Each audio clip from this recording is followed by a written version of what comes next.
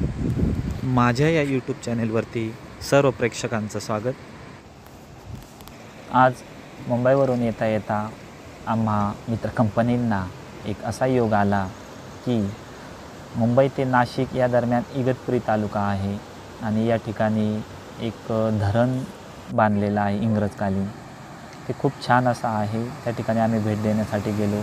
बघितलं तर कोणत्याही प्रकारचं गेट त्याला केलेलं नाही आणि सरळ धरण भरल्यानंतर जे एक्स्ट्रा पाणी आहे ते आपोआप निघून जातं, अशा पद्धतीची रचना केलेली आहे।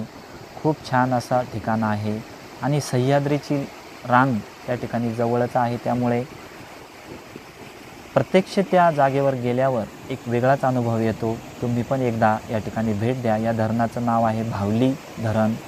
त्याच पुढे अजून दारणा धरण पण आहे।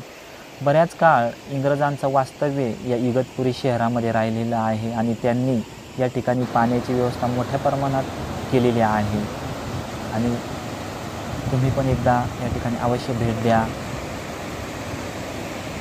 रस्त्यामध्ये येणारी अशी विविध ठिकाणं असतात, ती जर आपण टाळली तर कसं व्हायचं, त्यामुळे जी ठिकाणं आपल्या रस्त्यामध्ये लागतात ती आवश्यक बघत जा आणि त्याचा आनंद घेत जा। तर कसा वाटला आमचा व्हिडिओ नक्कीच कळवा आपल्या प्रतिक्रिया आणि असंच सहकार्य आम्हाला तुमचं मिळू द्या हीच अपेक्षा। धन्यवाद।